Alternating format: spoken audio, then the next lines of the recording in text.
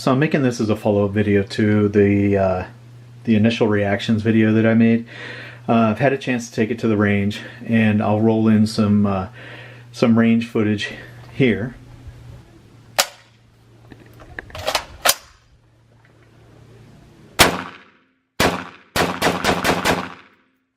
And as you can see, this is a very soft shooting gun. My initial reaction on this thing was like, wow, you know, hardly any felt recoil. It you know, had that initial, you know, wow factor of this is a soft shooting gun. You know, the 5.56 .223 rounds aren't the most powerful rounds out there anyway, but this one really did seem like a soft shooting gun. Now, it does have the adjustable gas ports up here. Not really, I didn't really mess with those at all. I'm not sure if that had anything to do with bleeding off some of the gases, so that the felt recoil was lessened by that. I don't really know that much about it yet, so I'm still learning. But it was a very soft shooting gun. One thing that somebody commented on, and I didn't do, was when you first get this thing, to go ahead and lubricate it. I did not lubricate it before I took it to the range. You know, I checked it for bore obstructions and that kind of thing, but I didn't lubricate it. And it felt a little gritty, but I didn't really, you know, I just thought that was the way the gun was. So when I took it out to the range, I initially had some double feeds, and I'll roll that in here.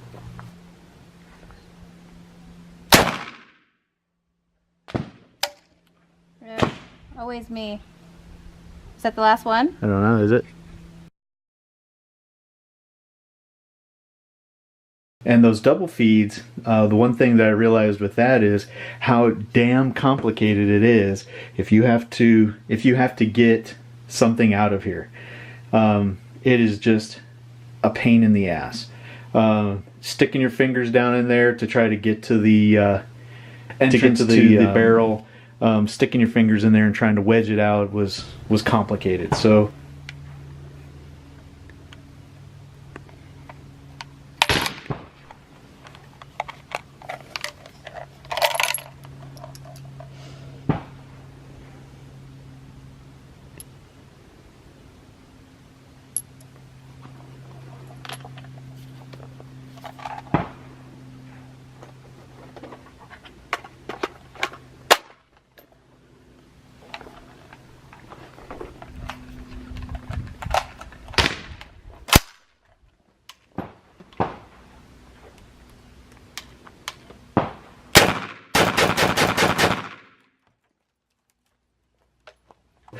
I was able to do it. I was able to, you know, knock them free enough that they were able to fall out.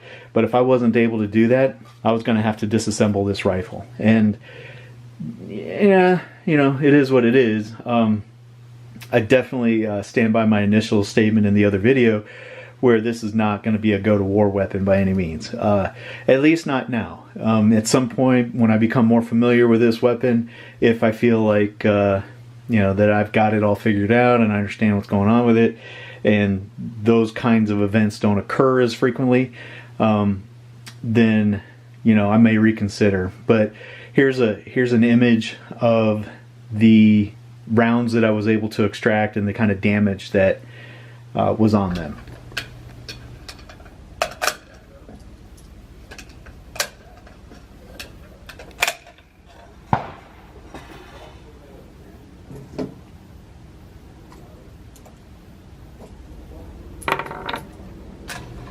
So with that said, one thing I did realize is these pins, this pin in particular, this captive retaining pin, was working its way out. Now, is that the end of the world? No. But did it happen? Yes.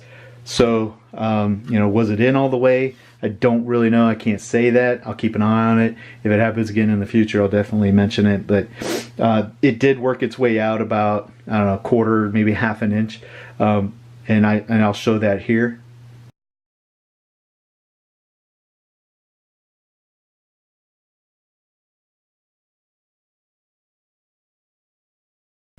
So it did work its way out. something to be aware of. And lastly, my wife was shooting this with me. You know, she's been wanting a bullpup type rifle ever since she shot the Tavor. And, you know, with the ejection coming out, you know, back here, one thing that she wasn't paying attention to was the type of clothing she was wearing. And the day I took it to the range, or we took it to the range rather, she was wearing a low-cut V-neck shirt, you know, like most women do. And she took a hot round right between the girls. Ow.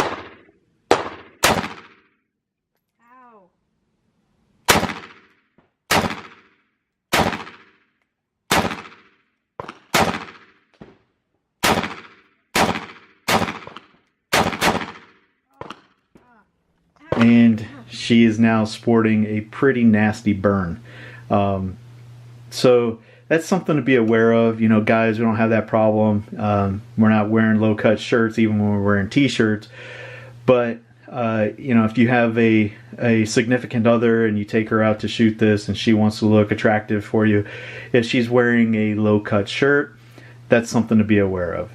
That should be good, you know, range safety things, but, you know, reality is reality. So if it happens, you know, if you're taking your significant other out and she's wearing a low-cut shirt, just bear in mind that these shells are extracting very close to your body, and it will burn. Hot brass and hot steel coming out of, you know, the Russian-made ammo is very, very hot, and it will do some damage to your skin if it gets onto it. This is a follow-up video to the initial reactions video. Wanted to get this out, put about 100 rounds or so through it.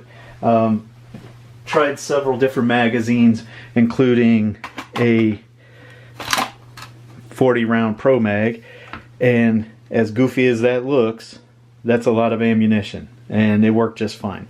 I do have a mag pull. Yeah. Anyway, I'll come back to those at another time. Once I took it apart, I lubed it up, and I noticed that the what do we call it? The bolt, whatever it's called. God, pulling a blank. Anyway, I noticed that this is working a lot better now. It's more fluid. Everything works. Like, subscribe, share with your friends, and hope you enjoy this video. Have a good day. Thanks. Bye.